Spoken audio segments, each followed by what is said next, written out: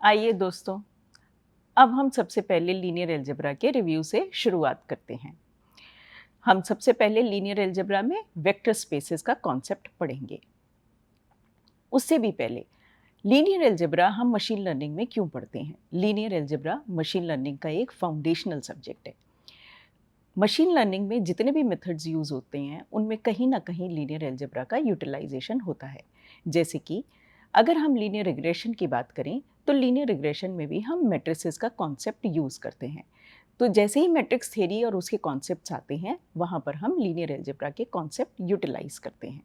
इसी तरह हम सपोर्ट वेक्टर मशीन्स की बात करते हैं, जिसमें कि हम उसके बाद फिर कहते हैं कि सपोर्ट वेक्टर मशीन क्या है कि एक मशीन लर्निंग मेथड है, जो कि क्लासिफिकेशन या रिग्रेशन के कॉन्सेप्ट में यूज़ होता है। यहाँ पर भी हम क्वाड्रेटिक ऑप्टिमाइज़ेशन प्रॉब्लम सॉल्व करते हैं, जो कि फिर दोबारा लीनियर अलजेब्रा का ही पोर्शन कहलाता है। न्यूरल नेटवर्क्स में भी हम मल्टीलेयर परसेप्ट्रॉन की बात करते हैं और न्यूरल नेटवर्क भी हम क्लासिफिकेशन या रिग्रेशन के टास्क में यूज़ करते हैं। डीप लर्निंग का तो पूरा कॉन्सेप्ट ही न्यूरल नेटवर्क्स पे बेस्ड है। न्यूरल नेटवर्क्स में जब हम बैक प्रोपेगेशन एल्गोरिथम रन करते हैं, या इसे कहें कि हम जब न्यूरल नेटवर्क को लर्न कर रहे होते हैं, उस समय हम लीनियर अलजेब्रा का काफ़ी ज़्यादा यूज़ करते हैं। इसी तरह प्रिंसिपल कंपोनेंट एनालिसिस, जिसमें कि हम कहते हैं कि हम डायमेंशनैलिटी रिडक्शन कर रहे हैं, उस समय भी हम लीनियर अलजेब्रा के कॉन्सेप्ट यूटिलाइज करते हैं। तो इससे पहले कि हम अपने मशीन लर्निंग के कोर कोर्स को शुरू करें, उससे पहले आइए हम लीनियर अलजेब्रा का रिव्यू करते हैं। तो इस मॉड्यूल के लर्निंग ऑब्जेक्टिव्स क्या हैं? इस मॉड्यूल में हम वेक्टर स्पेसेस से रिलेटेड कॉन्सेप्ट्स को समझेंगे। उनमें मैंने यहाँ लिस्ट आप देख सकते हैं।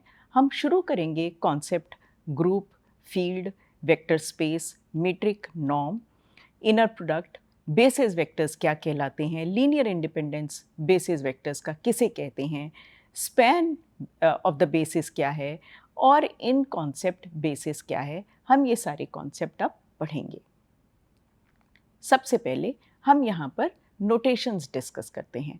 हम जितने भी स्केलर्स हैं, उसको हम लिखेंगे स्मॉल केस लेटर्स और इटैलिक्स में। जितने भी वेक्टर्स हैं, हम उन्हें स्मॉल केस लेटर्स बोर्ड में लिखेंगे, जिस तरह की आप स्क्रीन पर मेरा एक्स को देख पा रहे हैं। मैट्रिसेस को हम कैपिटल अपर केस लेटर्स में लिखेंगे और फिर हम उन्हें बोल्ड भी करेंगे। अगर किसी मैट्रिक्स के हमें आई जेथ एंट्री को उठाना है, तो हम उसे एक्स आई जे करेंगे, एक्स जिसमें कि इटैलिक्स है और बोल्ड नहीं है। अगर हम एक सिंगल रैंडम वेरिएबल की बात करेंगे, तो हम उसे अपर केस लेटर इटैलिक्स में लिखेंगे। वेक्टर रैंडम वेरिएबल की बात करेंगे, तो हम उसे अपर केस इटैलिक्स और बोल्ड में लिखेंगे। कॉम्प्लेक्स कॉन्जुगेशन, अगर हम किसी वेरिएबल की बात करेंगे, तो हम एक्स के ऊपर एक बार लगाएंगे। ट्रांसपोज, अगर किसी वेक्टर का हम लिख रहे हैं, तो एक्स के ऊपर हम कैपिटल टी, उसको सुपरस्क्रिप्ट की तरह लिखेंगे। अगर हम कॉम्प्लेक्स कॉन्जुगेट ट्रांसपोज की बात कर रहे हैं, तो हम उसे एक्स में सुपरस्क्रिप्ट एच लगाएंगे। तो इन नोटेशंस के बाद अब हम आगे बढ़ते हैं। तो सबसे पहले हम समझेंगे एक ग्रुप किसे कहते हैं। तो आप ये मान के चलिए कि हमारे पास एक सेट है जी। ठीक, तो हमारे पास एक सेट जी है, उसके साथ हमारे पास एक बाइनरी ऑपरेशन है, जिसको हमने डिनोट किया एक स्टार से। हम ये कहेंगे कि ग्रुप क्या है, इन दोनों क्वांटिटीज़ को हमने उठा लिया और दोनों मिलकर ग्रुप बनाएंगे, लेकिन कब? जब वो कुछ कंडीशंस हमारी सेटिस्फाई करेंगे। तो अब हम इन कंडीशंस को पढ़ते हैं। अब हम कहते हैं कि अगर ये सेट जी है, is closed under this operation. तो सबसे पहले ये समझना होगा कि सेट में कुछ एलिमेंट्स हैं और एक हमारे पास ऑपरेशन है, स्टार है। जब हम कहते हैं set G is closed under this operation, इसका मतलब है कि मैंने कोई भी दो एलिमेंट इस सेट से उठाए, उनको इस ऑपरेटर से ऑपरेट किया, जो मेरा रिजल्ट आएगा वो दोबारा इसी सेट में का एलिमेंट होगा, इसी सेट में प्रेजेंट होगा। So we say set G is closed under this operation. Which associates, अब हर दो एलिमेंट्स को, कोई भी दो एलिमेंट्स उठाएंगे उनके ऊपर ये सेट से हम ऑपरेशन करेंगे। तो सेट का ऑपरेशन हम x स्टार y की तरह लिखेंगे सच दैट। अब एडिशनली कुछ हमारी प्रॉपर्टीज सेटिस्फाई होंगी। क्लोजर का तो हमने बता दिया, क्लोजर का मतलब क्या है। अब प्रॉपर्टीज़ क्या हैं कि ये जो बाइनरी ऑपरेशन है ये एसोसिएटिव है। इसका मतलब क्या है, आप इस इक्वेशन को देखिए, x स्टार, अब मेरा ब्रैकेट में है y स्टार z, इसका मतलब है मैंने पहले y स्टार z को कंप्यूट किया, वो जो रिजल्ट आया x स्टार ऑफ दैट किया, इज इक्वल टू, वो उसके बराबर है अगर पहले मैंने x स्टार y कंप्यूट किया और फिर स्टार z लगाया। एंड और ये जो कंडीशन है ये सेटिस्फाई होगी बाय ऑल द एलिमेंट्स जो कि मेरे जी में प्रेजेंट हैं। सारे एलिमेंट्स इस कंडीशन को सेटिस्फाई करेंगे। तो पहला हो गया कि मेरा बाइनरी ऑपरेशन एसोसिएटिव है। अब दूसरा क्या है कि भाई एक एलिमेंट ई एग्जिस्ट करेगा जिसको हम कहेंगे आइडेंटिटी ऑफ दिस ग्रुप, ये इस ग्रुप की आइडेंटिटी है। इसका मतलब क्या हुआ कि e star x is equal to x star e, मतलब कि मैं किसी भी एलिमेंट का ऑपरेशन इज ई के साथ करूं, चाहे पहले करूं या बाद में रख के करूं, that is equal to my x, वो एक्स के बराबर ही होगा। अब तीसरा क्या है प्रॉपर्टी कि हर एलिमेंट जो एक्स में है उसका इन्वर्स भी उसी के अंदर है और इन्वर्स प्रेजेंट है। So for every x belonging to G there exist an element x inverse such that x star x inverse is equal to identity, जो कि मेरे ग्रुप की आइडेंटिटी थी, is equal to x star x inverse star e. अगर ये तीनों condition satisfy होती हैं ए बी और सी, तो हम कहेंगे कि ये सेट जी और ये स्टार दोनों मिलके ग्रुप बना रहे हैं। लेकिन अगर एडिशनली मेरी डी कंडीशन सेटिस्फाई होती है which is x star y is equal to y star x for all x y belonging to G, तब हम कहते हैं उसे कम्यूटेटिव ग्रुप और अबेलियन ग्रुप। तो अब दोबारा समझ लीजिए, एक सेट है, एक ऑपरेशन है, ऑपरेशन बाइनरी है, इसका मतलब दो एलिमेंट्स पे ऑपरेट कर रहा है, और क्लोजर है, इसका मतलब है कोई भी दो एलिमेंट उठाए उसके ऊपर ऑपरेट किया, वापस वो रिजल्टेंट जो मेरा आंसर है वो दोबारा इसी सेट को बिलोंग करता है। एक हमारा बाइनरी ऑपरेशन एसोसिएटिव है, एक आइडेंटिटी है, और एक हमारे पास हर एलिमेंट का इन्वर्स एग्जिस्ट करता है। अब हम इसका एक एग्जाम्पल देते हैं, तभी समझ में आएगा। तो पहला एग्जाम्पल है, इफ वी से कि हमारे पास जी जो है, पहला एग्जाम्पल देखिए, जी मेरा क्या है, set of all n cross n invertible matrices. तो अगर ये मेरे पास जी है और मेरे पास ऑपरेटर क्या है, जी है n cross n invertible matrices, ठीक है, मैट्रिसेस। और आप हमने कहा स्टार क्या है हमारे पास, ये है मैट्रिक्स मल्टीप्लिकेशन। ये अब हमने लिया, अब हमें सारी कंडीशन सेटिस्फाई करनी है। तो हम कहेंगे कि भाई सेट में जी में क्या है, ए बी सी, काफ़ी सारे मैट्रिसेस हैं, हर matrix a b c d any matrix I pick up, तो हर मैट्रिक्स मेरा n क्रॉस n साइज़ का है और इन्वर्टिबल है। तो अब पहली क्या थी, एसोसिएटिविटी। तो हम पहली कंडीशन चेक करते हैं, तो वो क्या थी एसोसिएटिविटी, तो हम कह रहे हैं a into b dot c is equal to a dot b into c. ये तो ट्रू है, हमेशा ये ट्रू है, हमें पता है मैट्रिसेस में it is nothing but equal to a b c, ठीक है। अब दूसरी प्रॉपर्टी कि हमारे पास एक आइडेंटिटी है, ये सारे n क्रॉस n मैट्रिसेस हैं, तो आइडेंटिटी क्या होगी, capital I matrix which is n cross n, जिसमें डायगनल पे 1 है और बाकी सब जगह 0 है। तो i into A is equal to A into I for all A belonging to this G which are nothing but n cross n matrices and they are also invertible। दूसरी भी सेटिस्फाई करती है। तीसरी क्या है, मेरा इन्वर्स एग्जिस्ट करना चाहिए, तो हमने कहा A इन्वर्स, क्योंकि हमने सेट ही इन्वर्टिबल मैट्रिसेस का लिया है तो उनका इन्वर्स है। तो हमारी क्या कंडीशन है, A डॉट, तो ये हमारी E है आइडेंटिटी, ये हमारा E था, so A inverse A is equal to A into A inverse is equal to identity. तीसरी भी सेटिस्फाई कर रही है, पर क्या ये अबेलियन ग्रुप है, So is it that AB is equal to BA? Not necessarily true, right? So it is not an abelian group. ठीक है, तो पहला हमने ये पाया कि ग्रुप तो है लेकिन अबेलियन नहीं है, कम्यूटेटिव नहीं है। अब दूसरा क्या है, set of all periodic signals with time period t under the binary operation addition. तो ये हमारा था एग्जाम्पल 1। अब हम एग्जाम्पल 2 में चेक करते हैं। अब मेरा g क्या है, मेरे पास सेट ऑफ पीरियोडिक फंक्शंस हैं, पीरियोडिक सिग्नल्स, ठीक है, विद टाइम पीरियड t, और हमारा ऑपरेशन क्या है, हमारा ऑपरेशन है प्लस। अब शुरू करते हैं। अब पहला क्या होगा कि मैंने पहला सिग्नल लिया f, मेरा ऑपरेशन क्या है, plus plus g plus some another function से f1 plus g1 plus g2 is equal to f1 plus g1 plus g2। Yes, हमेशा ही होगा, 3 सिग्नल का सम करेंगे, रिजल्टिंग भी, पहली बात तो क्लोज्ड है, 2 सिग्नल्स का मैं सम करूंगी, दोनों पीरियोडिक है t से, रिजल्टिंग भी वापस पीरियोडिक ही होगा, तो इसी सेट में आके बैठ जाएगा। ठीक है, अब दूसरी प्रॉपर्टी देखते हैं। अब इसमें समझने की बात है, यहाँ पर आइडेंटिटी क्या है, यहाँ पर आइडेंटिटी क्या है, ज़ीरो फंक्शन। मैं किसी भी सिग्नल के साथ एक ज़ीरो फंक्शन को ऐड करूँ तो मेरे पास वही फंक्शन वापस आ जाएगा। तो ये क्या है, मेरा ज़ीरो फंक्शन, वो फंक्शन सिग्नल जो पूरे टाइम पीरियड पे ज़ीरो है। अब तीसरा क्या होगा, इन्वर्स। अब इन्वर्स क्या होगा, यहाँ पर इन्वर्स क्या होगा, यहाँ पर इन्वर्स होगा मेरा -f। मैं नेगेटिव ऑफ द सिग्नल बना देती हूँ, वो भी टाइम पीरियड t से ही पीरियोडिक होगा, लेकिन जब मैं उन दोनों का सम करूँगी तो सम ज़ीरो हो जाएगा, और ज़ीरो सिग्नल हमारा आइडेंटिटी है, तो is equal to -f plus f is right. तो तीसरी भी कंडीशन, तो ये ग्रुप बना दिया इसने, ठीक है ना। और अब अगर चौथा देखें तो क्या ये अबेलियन ग्रुप है, बिल्कुल है, क्योंकि f plus g is equal to g plus f, तो ये हो गया हमारा एक अबेलियन ग्रुप।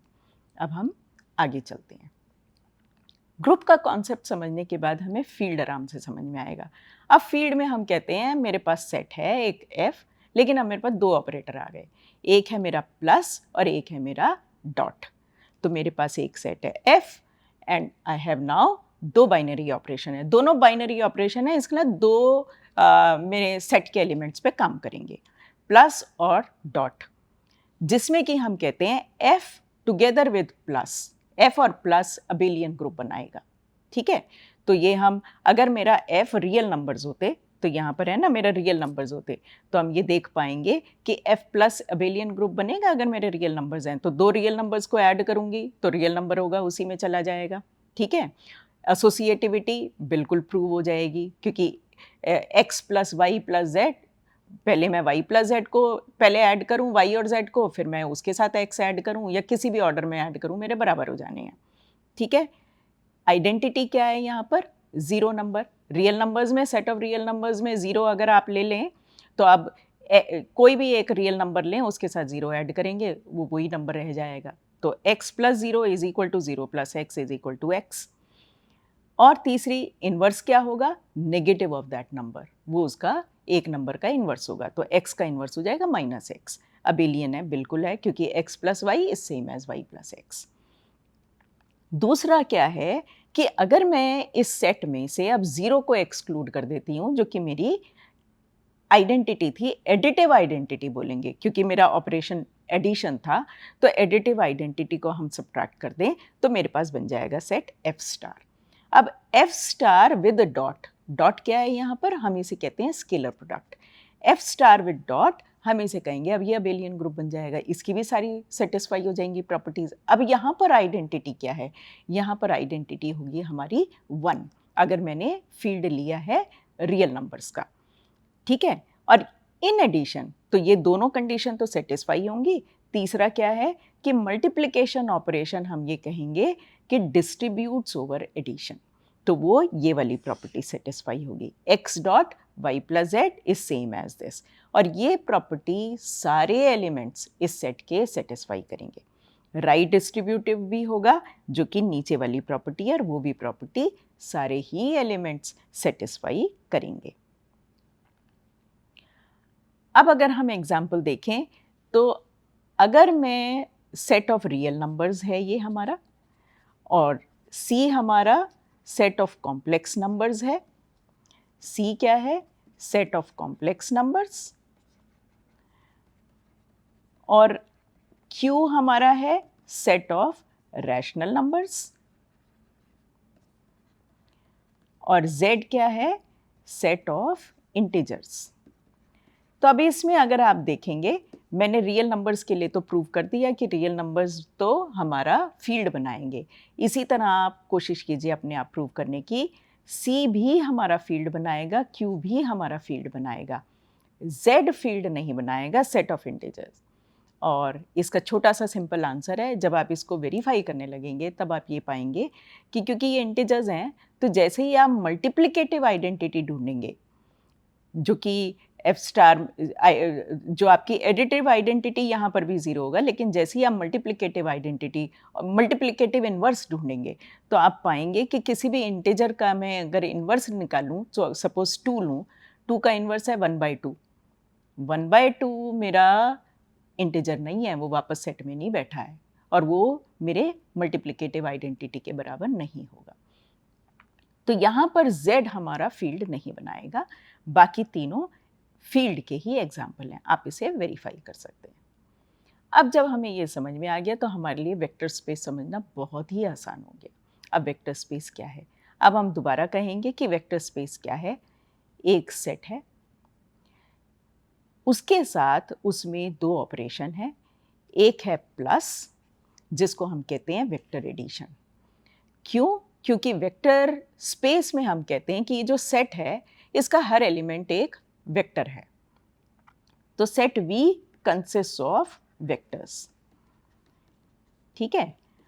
और साथ में हमें 2 ऑपरेशन मिले, एक को हम कहते हैं वेक्टर एडिशन, क्योंकि वो 2 वेक्टर्स का एडिशन कर रहा है, किन्हीं भी 2 वेक्टर्स को उठाएगा और उनका एडिशन करेगा, तो दोबारा बाइनरी ऑपरेशन है, क्लोज्ड भी है, ठीक है। सेट जो है मेरा V is closed under this operation. और तो ये जो ऑपरेशन है, तो यहाँ पर हमें इसको ट्रेडिशनल मैथमेटिकल लैंग्वेज में लिखा हुआ है कि ये मेरा ऑपरेटर है कोलन, ये मेरा V क्रॉस V, ये हम बताते हैं, इसको बोलते हैं कार्टेशियन प्रोडक्ट। तो इसका मतलब है एक एलिमेंट मैंने पहले V से लिया, V1 मैंने पहले V से लिया, V2 मैंने दूसरे V से लिया, और अगर इन दोनों पे ऑपरेट किया इस ऑपरेशन को, तो मेरा रिजल्टेंट क्या होगा, V1 प्लस V2, जो दोबारा V में लाई कर रहा है, ठीक है। इसको हम कहते हैं ये है वेक्टर एडिशन, क्योंकि 2 वेक्टर्स को ऐड कर रहा है इसलिए वेक्टर एडिशन है, तो हमने ऑपरेटर का नाम डिफाइन कर दिया। दूसरा हम कहते हैं स्केलर मल्टीप्लिकेशन। क्यों? क्योंकि ये एक वेक्टर को तो V में से लेता है, लेकिन स्केलर डिराइव करता है फील्ड में से। तो वेक्टर स्पेस हमेशा किसी एक फील्ड के ऊपर डिफाइन किया जाता है। तो कई बार हमारी नोटेशन होती है VNR। अगर मैंने ये नोटेशन लिखी तो V नोटेशन है वेक्टर स्पेस की, और N डिनोट कर रहा है dimension of this vector space, ठीक है। और R बता रहा है कि स्केलर कहाँ से आ रहे हैं, वेक्टर स्पेस, और R बता रहा है, हम ये कहते हैं vector space defined over the field R। R क्या है हमारा, सेट ऑफ रियल नंबर्स। तो इस तरीके से भी हम इसको डिफाइन करते हैं। तो अब मेरे पास एक वेक्टर एडिशन है जो किसी भी 2 वेक्टर्स को उठाएगा, ऐड कर देगा। मेरे पास एक स्केलर प्रोडक्ट है जो कि एक स्केलर लाएगा फील्ड से, वेक्टर उठाएगा वेक्टर स्पेस से, दोनों को मल्टीप्लाई करेगा, डॉट प्रोडक्ट मल्टीप्लाई करेगा और रिजल्टेंट दे देगा। अब इसे हम कहेंगे F वेक्टर स्पेस और vector space over the field F, लेकिन इसे भी कंडीशंस कुछ सेटिस्फाई करनी पड़ेंगी। तो वो क्या है? तो पहला तो वही V plus is an abelian group. अब हमें पता है अबेलियन ग्रुप क्या होता है, एसोसिएटिविटी की प्रॉपर्टी होगी, एक एडिटिव आइडेंटिटी होगी। एडिटिव आइडेंटिटी क्या होगा, 0 वेक्टर, और इन्वर्स एग्जिस्ट करेगा, ठीक है। तो और साथ में अगर अबेलियन कहा तो इसका मतलब कम्यूटेटिव है, तो कम्यूटेटिव ग्रुप भी है कि V1 plus V2 is equal to V2 plus V1, ये भी हो गया, पहला प्रॉपर्टी हो गई, हमें समझ में आ गया। अब दूसरा क्या है, अब हम कह रहे हैं कि अल्फ़ा डॉट, अगर मैंने एक स्केलर फील्ड से उठाया अल्फ़ा, V1 प्लस V2, तो मतलब कि वो डिस्ट्रीब्यूट हो जाएगा, ये dot product in alpha dot V1 plus alpha dot V2 उसके ऊपर डिस्ट्रीब्यूट हो जाएगा। और ये प्रॉपर्टी सारे वेक्टर्स जितने भी उस V सेट में है सब सेटिस्फाई करेंगे। उसी तरह जितने भी अल्फ़ा हैं, for all, this symbol says for all alpha belonging to F, कोई भी उठा लूँगी मैं, ये प्रॉपर्टी सेटिस्फाई हो जाएगी। तीसरा, alpha 1 plus alpha 2 dot V is equal to, वो भी मैं खोल के लिख सकती हूँ, alpha 1 dot V plus alpha 2 dot V। Alpha beta ये भी हो गया। 1 डॉट V मतलब कि अगर मैंने एक स्केलर 1 से मल्टीप्लाई कर दिया V को, तो इसका मतलब अब की बार मैं फील्ड से उसका 1 उठा रही हूँ, 1 आई एम पिकिंग अप, तो वो मेरा V के वेक्टर मेरे को वापस कर देगा। लेकिन अगर मैंने किसी भी स्केलर को एक ज़ीरो वेक्टर से मल्टीप्लाई किया, देखिए ये बोल्ड है, ज़ीरो बोल्ड है, इज़ इक्वल टू वो ज़ीरो वेक्टर बनेगा। और ज़ीरो डॉट V अगर मैंने एक वेक्टर को ज़ीरो से मल्टीप्लाई किया तो भी ज़ीरो वेक्टर बनेगा। और अगर मेरा if V is not equal to zero, V मेरा वेक्टर ज़ीरो नहीं है, लेकिन मैंने एक अल्फ़ा डॉट V जब मैंने एक स्केलर से मल्टीप्लाई किया तो वो रिजल्टेंट मेरा ज़ीरो हो गया। तो इसका मतलब अगर मेरा वेक्टर ज़ीरो नहीं था तो इसका मतलब मेरा स्केलर ज़ीरो है। तो अगर if V is a vector space over a field F, तो any linear combination of vectors in V would again lie back in V। तो ये हमारी हो गई प्रॉपर्टीज वेक्टर स्पेस की विद पीरियड T। तो इसका मतलब मैंने T टाइम पीरियड के जितने भी पीरियोडिक सिग्नल थे सब इकट्ठे किए और एक सेट में डाल दिए। अब मैं हर पीरियोडिक सिग्नल को, जो इस सेट को बिलोंग करते हैं, हर सिग्नल को मैं कह रही हूँ ये एक वेक्टर है मेरा। तो आपको यहाँ पर थोड़ा सा समझना पड़ेगा। जो ट्रेडिशनल हम कहते हैं ना वेक्टर, वो हम एरो लगा के V1 V2 बनाते हैं कि नहीं नहीं, वेक्टर कुछ भी हो सकता है। अब ये हम कह रहे हैं कि मेरे जो फंक्शंस हैं, हर फंक्शन एक वेक्टर है मेरा। तो अब देखेंगे, तो हमने अभी पहले ही प्रूव किया पीछे ग्रुप की डेफिनेशन में कि अगर मैंने इस तरीके से सेट बनाया है और मेरा ऑपरेशन एडिशन है, क्योंकि इस समय वो एडिशन क्या होगा, इन फंक्शंस के ऊपर हो रहा होगा, तो वेक्टर एडिशन है, तो इसका मतलब वो अबेलियन ग्रुप है।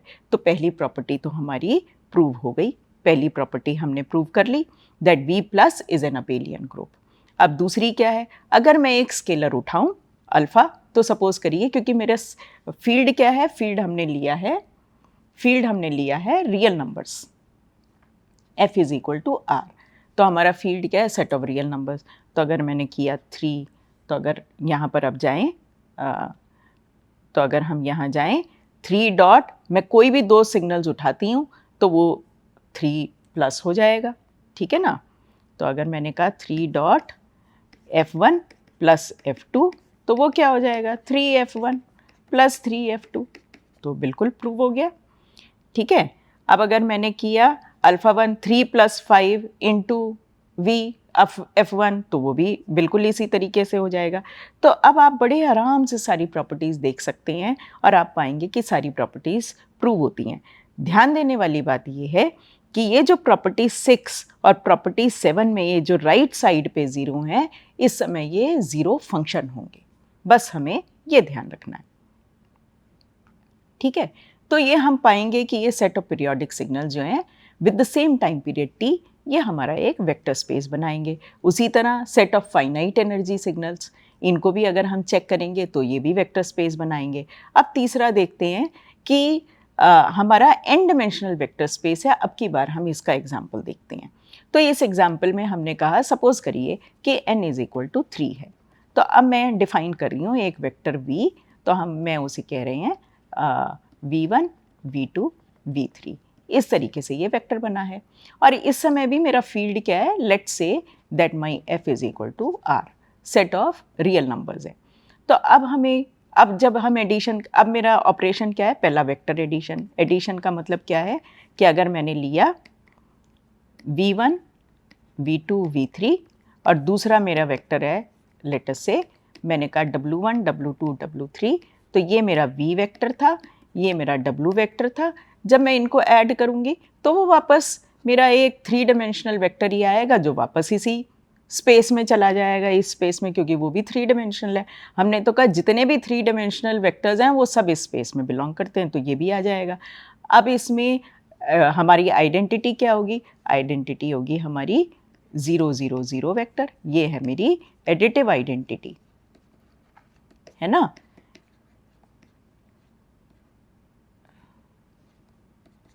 ये हो गया और इसको हम कहेंगे 0 वेक्टर। और हमारा इन्वर्स क्या होगा? v का इन्वर्स होगा -v। ये हमारे इन्वर्सेस हैं। तो मेरा v और प्लस ऑपरेटर मेरा अबेलियन ग्रुप बनेगा। स्केलर्स वहाँ से आ रहे हैं, आप कोई भी एक स्केलर उठाइए। अगर मैंने 3 लिया वहाँ से और मैंने कहा v1 plus v plus w, अगर मैंने किया तो वो हो जाएगा 3v प्लस 3w। इसी तरह आप सारी प्रॉपर्टीज़ प्रूव कीजिए, आप पाएंगे कि आप सारी प्रॉपर्टीज़ आप प्रूव कर पा रहे हैं। अब हम आगे चलते हैं। अब ये इंटरेस्टिंग है, अब ये हमें कॉन्सेप्ट बता रहा है मीट्रिक स्पेस का।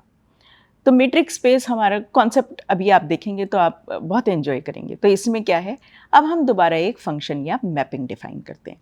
अब हम कह रहे हैं कि मीट्रिक्स, हमारे पास एक मैप है।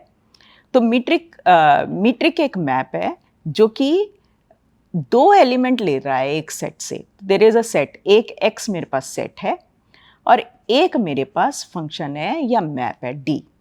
तो d कैसे ऑपरेट कर रहा है?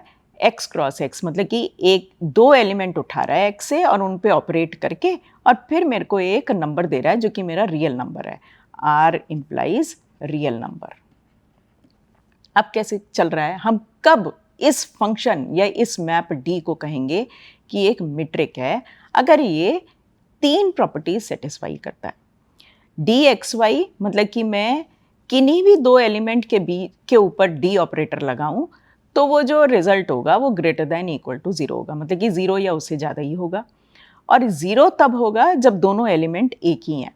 dxy is greater than equal to 0 and it is equal to 0 if and only if, अगर मेरा x और y दोनों बराबर हो गए, जिसमें कि, और ये सेटिस्फाई होगा सारे एलिमेंट जितने भी x, कैपिटल X को बिलोंग करते हैं, सब सेटिस्फाई करेंगे।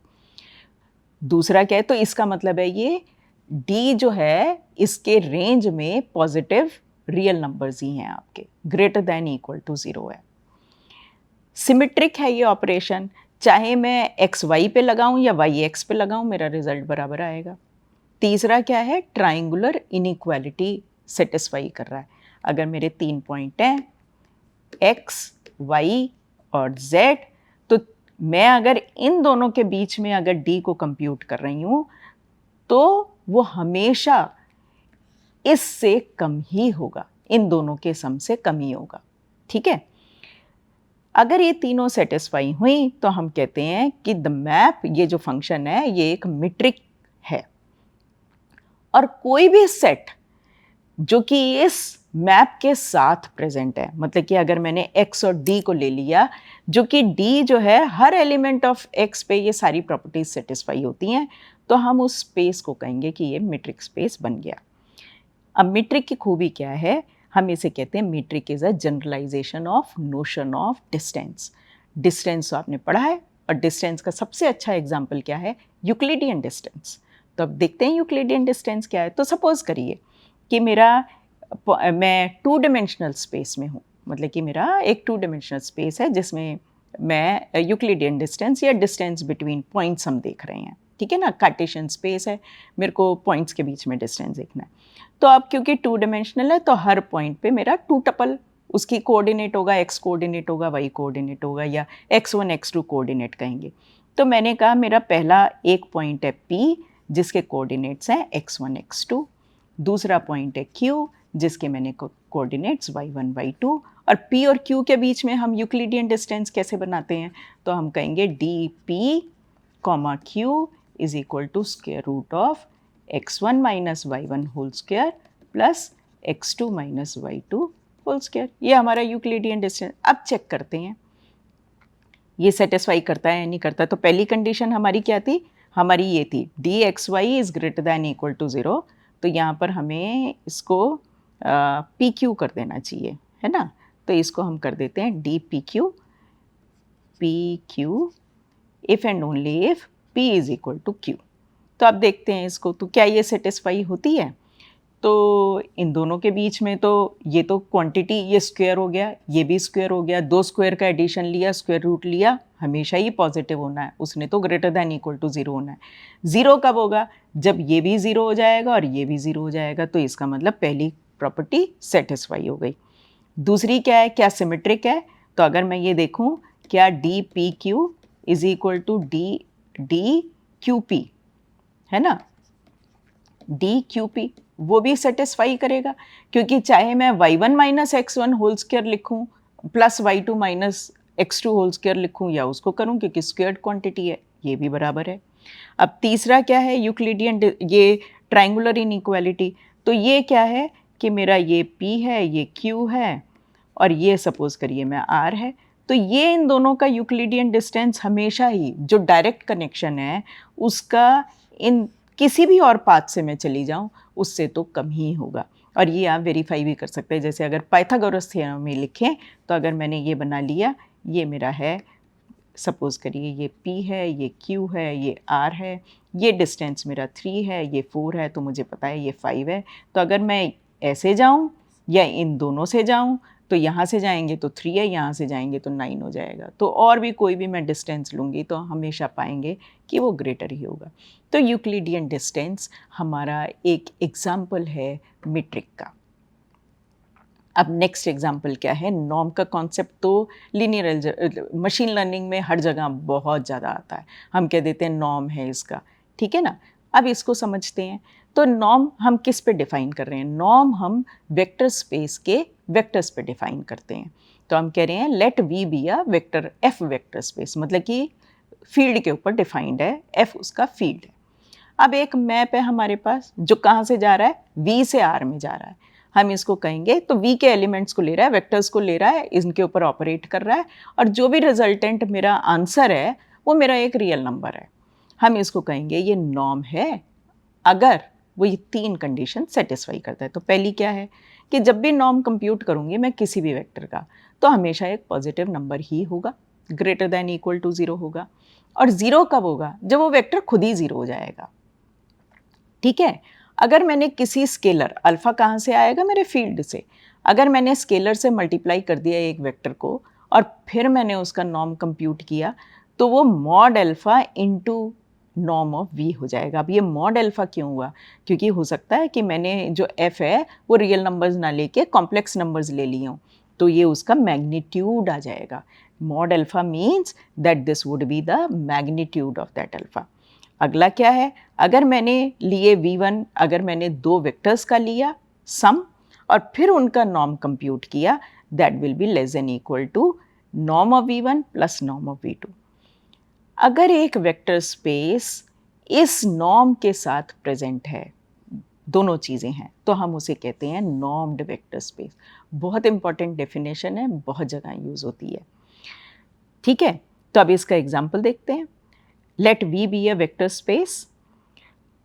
So this actually dV1, अगर एक मेरे पास नॉर्म्ड वेक्टर स्पेस है, इसका मतलब ये है कि हम उस पे एक डिस्टेंस भी डिफाइन कर सकते हैं। तो थोड़ी सी समझने की चीज़ है, हम नॉर्म को ऐसा मान सकते हैं एज इफ ये हमें लेंथ ऑफ अ वेक्टर देती है।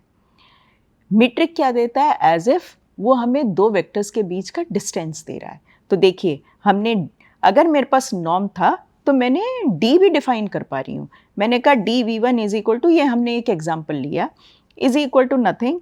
अब हम ये कह रहे हैं अगर मैंने डी को नॉर्म के टर्म्स में इस तरह डिफाइन किया तो ये एक मेरा प्रॉपर मीट्रिक बना देगा। कैसे बनाएगा? तो हमारे को, अगर हमें ये प्रूव करना है कि that d v1 v2 is a proper metric, if we define it in this way, तो इसका मतलब क्या है कि हमें मीट्रिक की सारी प्रॉपर्टीज डी v1 v2 को सेटिस्फाई करनी है। सिंपल। तो इसका मतलब हम शुरू करते हैं, लेट वी बी अ, अब ये हमारा एग्जाम्पल भी हो गया, prove that d v1 v2 is a proper metric. तो अब क्या करेंगे? तो पहली कंडीशन क्या होनी चाहिए? पहला क्या था हमारा, d x y is greater than equal to 0 and d x y equal to 0 if and only if x is equal to y. तो वो अब हमने v1 v2 की टर्म्स में लिख दिया, d v1 v2 greater than equal to 0, ये हमारी पहली कंडीशन है।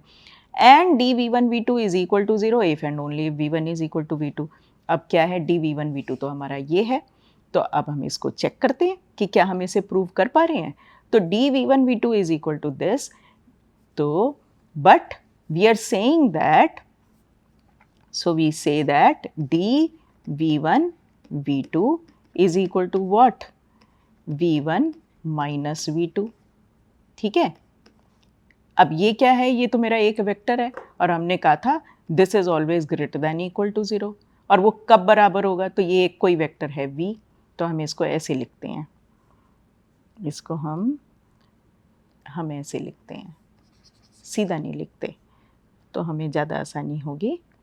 हम इसको लिखते हैं is equal to v greater than equal to 0। ये तो नॉर्म की प्रॉपर्टी है, प्रॉपर्टी वन ऑफ नॉर्म है ना। और क्या है, v equal to 0 if and only if v itself is equal to 0, but what is v? v1 minus v2 equal to 0. What does that mean? v1 is equal to v2, यही तो हमने prove किया, तो prove हो गया। अब दूसरा क्या है, dv1 v2 is equal to dv2 v1, तो हम यहाँ से शुरू करते हैं, dv2 कॉमा v1, ये क्या होगा, मेरा होगा v2 माइनस v1, ये क्या होगा मेरा -1 ऑफ v1 माइनस v2। अब ये क्या होगा, ये तो स्केलर है -1 जो फील्ड से आ रहा है, मैंने कहा इसका मैं मॉड ले लेना है और मेरा हो जाएगा v1 माइनस v2। अब mod of -1 is equal to 1, तो ये क्या हो गया v1 माइनस v2, और वो क्या है मेरा d ऑफ v1 v2। तो हमने क्या प्रूव कर दिया, dv2 v1 is equal to dv1 v2, दूसरा भी प्रूव हो गया। तीसरा ट्राइंगुलर इनइक्वालिटी है, वो भी देख लेते हैं। तो हम क्या कह रहे हैं, अब हम इसको लिख रहे हैं, तो v1 minus v2, v1 minus v2, sorry v1 minus v2 left side पे, LHS हमारा ये है। राइट साइड पे हमारा क्या है, हमने लिया d ऑफ v1, हमारा, हमें इसको लिखते हैं, हम इसे खोल लेते हैं, है ना। तो राइट साइड पे हमारा क्या है, इक्वल टू, हमें ये प्रूव करना है, एक मिनट, राइट साइड पे हमारा v1 minus v3 plus v3 minus v2, ये हमारा राइट साइड पे है, ठीक है ना। तो अब अगर हम इसको कहूँ मैं कि ये मेरा वेक्टर है v और ये मेरा वेक्टर है लेट्स से w, ठीक है। तो ये v plus W, right side पे v प्लस डब्लू है हमारा। अब हमने नॉर्म की क्या प्रॉपर्टी देखी थी, हमने नॉर्म की प्रॉपर्टी देखी थी that norm of v1 plus v2 is less than equal to norm of v1 plus norm of v2। तो हमें देखना है लेफ्ट पे हमारा क्या बन रहा है। अगर मैंने इन दोनों को ऐड किया तो मेरा लेफ्ट पे क्या बनना चाहिए, राइट हैंड साइड है, तो मेरा LHS होना चाहिए इसका, ये यहाँ पर क्या होगा v प्लस डब्लू, ये हमारी प्रॉपर्टी 3। लेकिन what is v plus W, v plus W क्या है, ऐड कर देते हैं, ये v है, ये मेरा w है, तो ये क्या हो गया v1 minus v3 plus v3 minus v2 is less than equal to v plus डब्लू। अब ये क्या है मेरा, this is nothing but equal to, ये कैंसिल हो जाएगा, v1 minus v2, but what is my v1 minus v2, ये हमारा है dv1 v2। तो हमने क्या पाया, dv1 v2 is less than equal to, तो ये भी हमारा प्रूव हो गया। इसका मतलब हमने क्या पाया कि अगर मेरे पास नॉर्म्ड वेक्टर स्पेस था, तो एक तो हम लेंथ ऑफ वेक्टर्स, जो कि नॉर्म ऑफ अ वेक्टर, हम उसे कह सकते हैं एज इफ हम लेंथ निकाल रहे हैं। उसी तरह हम उसमें अब दो वेक्टर्स के बीच में डिस्टेंस भी बता सकते हैं अगर हमने इस तरीके से अपना मीट्रिक डिफाइन कर दिया, जो कि इन टर्म्स ऑफ नॉर्म ही है। अब आते हैं तीसरे इंपॉर्टेंट कॉन्सेप्ट पे, वो है इनर प्रोडक्ट। अब हम कहते हैं let V be F vector space. अब की बार एक मैप है, इनर प्रोडक्ट दो एलिमेंट्स पे काम करेगा लेकिन दो वेक्टर्स पे काम करेगा। तो अब हम इसकी दोबारा ये भी हमारी कंडीशन सेटिस्फाई करता है? तो ये हमारी 4 कंडीशन सेटिस्फाई करता है। पहला कि अगर मैंने इनर प्रोडक्ट एक वेक्टर से के साथ खुद के साथ लिया तो वो हमेशा एक पॉजिटिव नंबर होगा। और दूसरा, it will be equal to 0 अगर मेरा वो वेक्टर ही 0 है तभी उसका अपने आप से इनर प्रोडक्ट 0 होगा, अदरवाइज वो नॉन 0 होगा और पॉजिटिव नंबर होगा। दूसरा, V1 V2 का मैं इनर प्रोडक्ट लूँ और अगर मैंने वो स्वैप कर दिए कि मैं उसकी बजाय V2 V1 का ले रही हूँ तो उसके ऊपर मेरा कॉम्प्लेक्स कॉन्जुगेट आ जाएगा। ये एक बार जो है ये डिनोट करता है complex conjugation operation. Linear in first coordinate मतलब क्या है? अगर मैंने लीनियर कॉम्बिनेशन लिया है पहले कोऑर्डिनेट में, इसको हम कहते हैं पहला कोऑर्डिनेट, ये है फर्स्ट कोऑर्डिनेट और ये है हमारा सेकंड कोऑर्डिनेट। तो अगर मैंने इस तरीके से कोई वेक्टर ले रखा है, क्योंकि alpha 1 V1 plus alpha 2 V2 अपने आप में एक वेक्टर है जो उसी वेक्टर स्पेस में लाई करता है, ये तो वेक्टर स्पेस की प्रॉपर्टी है। तो ये लीनियरली सेपरेट हो जाएगा। तो ये होगा alpha 1 V1 with W inner product with W plus alpha 2 V2 inner product W for all V1 V2 W belonging to V and for all scalars alpha 1 alpha 2 जो कि F में लाई करते हैं। इट इज़ कॉन्जुगेट लीनियर, तो ये मेरी property number 3 है। और फोर्थ क्या है? It is conjugate linear in the second coordinate. तो कॉन्जुगेट लीनियर का क्या मतलब है? अगर सेकेंड कोऑर्डिनेट में इस तरीके का लीनियर कॉम्बिनेशन है, ये मेरा सेकेंड कोऑर्डिनेट है, तो जो स्केलर जब मैं बाहर निकालेंगे हम इसको सिंप्लीफाई करने के लिए, तो इन स्केलर्स का कॉन्जुगेशन हो जाएगा। इसको हम बोलते हैं conjugate linear in the second coordinate. तो अगर मेरे पास ऐसा कोई फंक्शन है जो ये प्रॉपर्टी सेटिस्फाई करता है तो हम उसे कहते हैं अब ये इनर प्रोडक्ट है। ठीक है, इसका एग्जांपल देखते हैं। तो अब अगर हमने कहा कि अब हम डिफ़ाइन कर रहे हैं, अब हम नॉर्म को डिफ़ाइन कर रहे हैं यूजिंग द इनर प्रोडक्ट। हमने माना कि हमारे पास इनर प्रोडक्ट स्पेस है, मतलब कि एक वेक्टर स्पेस है और उसके साथ एक ऑपरेशन है जो कि हमारी इनर प्रोडक्ट की सारी प्रॉपर्टी सेटिस्फाई कर रहा है। अब हमने कहा कि डिफ़ाइन, अब हम एक नॉर्म का ऑपरेशन एक डिफ़ाइन कर देते हैं, एक ऑपरेशन डिफ़ाइन करते हैं इस तरीके से, हम कहते हैं show that it is a proper norm. ये आप बड़े आराम से, अब आपको क्या करना है, इस डेफिनेशन को हमें इनर प्रोडक्ट की सारी प्रॉपर्टीज़ यूज़ करनी है और उनको यूज़ करते हुए बताना है कि ये जो हमने ऑपरेटर यहाँ डिफ़ाइन किया, ये सारी नॉर्म की प्रॉपर्टी सेटिस्फाई करेगा। जिस तरीके से मैंने पिछला एग्जाम्पल किया, इसी तरह से आप इसे खुद कीजिए और आप पाएंगे बड़े आराम से आप कर पाएंगे। लेकिन इससे हमें समझ क्या पड़ी? हमने ये समझा कि अगर मेरे पास एक इनर प्रोडक्ट स्पेस है, ठीक है ना, मतलब कि एक वेक्टर स्पेस है जिसमें इनर प्रोडक्ट का ऑपरेशन भी है, तो मैं बड़े आराम से नॉर्म डिफ़ाइन कर सकते हैं। और अगर नॉर्म डिफ़ाइन कर सकते हैं तो हम डिस्टेंस भी डिफ़ाइन कर सकते हैं, मीट्रिक भी डिफ़ाइन कर सकते हैं। तो इसका मतलब है अगर इनर प्रोडक्ट स्पेस है तो उस पर नॉर्म भी हो सकता है, उस पर आपका मीट्रिक भी डिफ़ाइन हो सकता है। और इनर प्रोडक्ट को हम कई बार अगर ट्रेडिशनल वेक्टर्स की सेंस में लिखें, जैसे कि आप नीचे एग्जांपल देख रहे हैं, तो ट्रेडिशनल वेक्टर स्पेस के कॉन्टेक्स्ट में, ट्रेडिशनल वेक्टर्स के कॉन्टेक्स्ट में इसको हम डॉट प्रोडक्ट भी कहते हैं। और डॉट प्रोडक्ट क्या करता है? दो वेक्टर्स के बीच में हमारे को एंगल का नोशन देता है। तो एक तरीके से इनर प्रोडक्ट हमें वो नोशन बता रहा है, ठीक है ना, ये हमारे को डॉट प्रोडक्ट की तरह की डेफिनेशन दे रहा है। उसी तरह हम लेंथ ऑफ वेक्टर भी अब बता पा रहे हैं क्योंकि हम नॉर्म डिफ़ाइन कर पा रहे हैं और हम मीट्रिक भी डिफ़ाइन कर पा रहे हैं, तो हम डिस्टेंस बिटवीन वेक्टर्स भी डिफ़ाइन कर पा रहे हैं। तो इंटरेस्टिंग है कि जैसे ही मेरा एक इनर प्रोडक्ट स्पेस है तो बहुत सारी प्रॉपर्टीज़ हम उसके ऊपर डिफ़ाइन कर पा रहे हैं और हम उसको वेक्टर्स को अच्छे से स्टडी कर पा रहे हैं। लेकिन ये वेक्टर्स ज़रूरी नहीं है कि मेरे ऐसे n डायमेंशनल वेक्टर्स हों। मेरे वेक्टर्स तो n cross n invertible matrices भी हो सकते हैं, मेरे periodic signals of time period capital T भी हो सकते हैं। बहुत सारी चीज़ें हैं जिनसे मैं अपना वेक्टर स्पेस डिफ़ाइन कर सकती हूँ।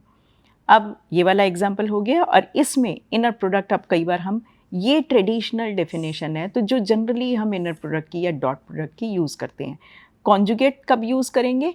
अगर मेरा जो वेक्टर्स हैं वो कॉम्प्लेक्स भी हो सकते हैं। अगर कॉम्प्लेक्स नहीं है, रियल हैं, तो ये हो जाएगा xi yi on the right side. मैं उम्मीद करती हूँ कि अब इनर प्रोडक्ट की आपको डेफिनेशन अच्छे से समझ आ गई है। अब हमारा अगर मेरे पास वेक्टर स्पेस भी है, मेरे को इनर प्रोडक्ट भी कॉन्सेप्ट समझ में आता है, dot product, length, distance between vectors सब समझ में आते हैं। अब हम बात करेंगे लीनियर इंडिपेंडेंस ऑफ वेक्टर्स। तो अब हमें तो सपोज करिए कि मेरे पास एक वेक्टर स्पेस है जिसको मैंने डिनोट किया V N F. Small n dimension of the vector space, F denotes कि किस फील्ड के ऊपर वो डिफाइंड है। A set of vectors v1 से vn is called linearly independent if अगर उनका weighted linear combination with scalars is equal to 0 implies alpha I equal to 0 for all I। मतलब कि अगर वो linearly independent vectors हैं, आप उनका कोई भी combination linear combination ले लो, वो 0 तभी होगा अगर तो वो सारे ही स्केलर्स जिनसे वो लीनियर कॉम्बिनेशन लिया वो स्केलर खुद ही ज़ीरो हैं। अदरवाइज उनका कोई भी लीनियर कॉम्बिनेशन लेंगे आप, वो कभी भी ज़ीरो नहीं होगा। तो मैं रिपीट कर रही हूँ, a set of linear vectors is called linearly independent if summation alpha E V I equal to 0 implies that alpha is equal to 0 for all I. सारे स्केलर ज़ीरो होंगे तभी ये लीनियर कॉम्बिनेशन ज़ीरो होगा, नहीं तो नहीं होगा। So the definition क्या है, द नंबर ऑफ मैक्सिमम जितने भी ऐसे linearly independent vectors in a space, in a vector space V, ये हमारी डिमेंशनैलिटी ऑफ वेक्टर स्पेस को डिफाइन करता है। तो यहाँ पर मेरे कितने लीनियरली इंडिपेंडेंट वेक्टर्स हैं, n, तो इसका मतलब मेरा डिमेंशन हो गया वेक्टर स्पेस का n। एंड ये सारे जितने भी मैक्सिमल लीनियरली इंडिपेंडेंट वेक्टर्स हैं सबको इकट्ठा कर लें, इसे हम क्या देते हैं, बेसिस। तो सिंपल है। और हम कई बार बेसिस को अगर हमने E1 E2 En की फॉर्म में लिखा तो हम कहते हैं is a basis for V, so that means every vector can be represented in this form. तो अब एक एग्जांपल इसी के साथ ले लेते हैं कि सपोज करो कि मेरा था V3R। तो अब मेरे वेक्टर्स क्या हैं, V क्या है मेरा, V है मेरा V1 V2 V3। अब मैं बेसिस डिफाइन करती हूँ, तो मेरी पहली बेसिस क्या है, 1 0 0 0 1 0 और तीसरा मैंने ले लिया 0 0 1। इसको मैंने कहा E1 E2 E3। अब मेरा क्या होगा कि V1 को अगर मैं देखूं तो मैं इसको लिख सकती हूँ ना, V1 multiplied by E1 plus V2 multiplied by E2 plus V3 multiplied by E3, जो कि मेरा क्या बनेगा, 1 0 0 प्लस V2 0 1 0 प्लस V3 0 0 1। आप देखिए ये मेरा दोबारा V बन जाएगा। तो ये मेरा हो गया अल्फ़ा 1, ये हो गया मेरा अल्फ़ा 2, ये हो गया मेरा अल्फ़ा 3, और वो मिल के मेरा वेक्टर V बना दिया। ठीक है ना। तो इसको हम कहते हैं बेसिस। जब इस तरह की बेसिस लेते हैं आप, ज़ीरो बेसिस ज़रूरी नहीं है 1 0 0 0 1 0 0 0 1 हो, ये तो कोई भी बेसिस हो, तीन वेक्टर्स कोई भी ले लीजिए जो लीनियरली इंडिपेंडेंट है, वो बेसिस बना देंगे मेरे स्पेस के। ठीक है ना। लेकिन यहाँ पर जो ये स्पेसिफिक बेसिस लिया तो इसको हम कहते हैं स्टैंडर्ड बेसिस। इसका मतलब क्या पता लगा कि बेसिस भी यूनिक नहीं है, एक वेक्टर स्पेस के इन्फिनिटली पॉसिबल बेसिस हो सकते हैं, लेकिन सिर्फ एक कंडीशन है कि वो जो सेट होगा वो लीनियरली इंडिपेंडेंट वेक्टर्स का सेट है। अब इसमें ऑर्थोगोनल और ऑर्थोनॉर्मल बेसिस हमारे बहुत काम आते हैं। तो हम कहते हैं अ set of basis vector spanning. अब इसको हम कहते हैं ये स्पैन कर रहे हैं पूरे वेक्टर स्पेस को। क्यों स्पैन कर रहे हैं, क्योंकि इनका लीनियर कॉम्बिनेशन से मैं कोई भी वेक्टर बना देंगे हम जो इस वेक्टर स्पेस को का है। Spanning an inner product space V is called orthogonal basis if, पहली बात तो ये कोई भी वेक्टर ज़ीरो नहीं है। दूसरा, अगर मैं इनका इनर प्रोडक्ट लूँ किन्हीं भी दो वेक्टर्स जो I not equal to j, तो किसी भी दो इस सेट में से किन्हीं भी दो वेक्टर्स का मैं इनर प्रोडक्ट लूँ तो वो ज़ीरो हो जाएगा। और अगर एडिशनली अगर मैंने उसका अपने आप से इनर प्रोडक्ट लिया तो एडिशनली अगर वो 1 हो जाता है कि अपने साथ इनर प्रोडक्ट तो 1 है, मतलब V1 का inner product with V1 is equal to 1, V2 का inner product with V2 is equal to 1, V3 का inner product with V3 is equal to 1, तो हम ये कहेंगे कि ये बेसिस हमारी ऑर्थोनॉर्मल है। जब तक ये दो कंडीशन सेटिस्फाई हुई ऑर्थोगोनल है, जब तीसरी भी सेटिस्फाई हो गई तो अब हम कह देते हैं कि हमारी बेसिस ऑर्थोनॉर्मल है, नॉर्मलाइज्ड है, क्योंकि मेरा उनका जो ये क्या है हमारा, अब ये हमारा क्या हो गया, ये हमारा एक्चुअली V1 का नॉर्म स्क्वायर हो गया। पीछे जाइएगा और देखिएगा ये नॉर्म स्क्वायर हो गया है। तो अब हम क्या कह रहे हैं कि वो यूनिट नॉर्म के वेक्टर्स हैं। एक तरीके से notion of length, unit length के वेक्टर्स हैं, यूनिट नॉर्म के वेक्टर्स हैं। तब हम इसे कहते हैं कि ये हमारी ऑर्थोनॉर्मल बेसिस है। तो इन समरी अब हमने इस मॉड्यूल में क्या पढ़ा? हमने पढ़ा कॉन्सेप्ट्स, ग्रुप क्या होता है, फील्ड क्या होता है। ज़रूरी है जब हम वेक्टर स्पेस की बात करते हैं कि हमें ये कॉन्सेप्ट समझ में आए। फिर हमने मीट्रिक का कॉन्सेप्ट पढ़ा। तो आपका जैसे हम कहते हैं कई बार चेकर बोर्ड डिस्टेंस या city block distance image processing में करते हैं, तो वो भी हमारी मीट्रिक की प्रॉपर्टीज सेटिस्फाई करते हैं। तो आप पाएंगे कि वो मीट्रिक की ही प्रॉपर्टीज़, वो भी मीट्रिक कहलाएंगे, ठीक है ना। तो नोशन ऑफ अ डिस्टेंस है, नॉर्म, हमने नॉर्म भी देखा, इनर प्रोडक्ट भी देखा, कॉन्सेप्ट ऑफ बेसिस वेक्टर्स देखा, लीनियर इंडिपेंडेंस, स्पैन और इन जनरल बेसिस देखा, और हमने काफ़ी सारे एग्जाम्पल्स भी किए। इन स्लाइड्स के लिए मैं अपने PhD supervisor professor Shivdatt Joshi का धन्यवाद करूंगी, आभार प्रकट करती हूँ, क्योंकि मेरे पीएचडी के दौरान उन्होंने बहुत ही सिंपल शब्दों में मुझे ये कॉन्सेप्ट समझाए, और ये मेरी स्लाइड्स उन्हीं को डेडिकेटेड हैं। Thank you so much.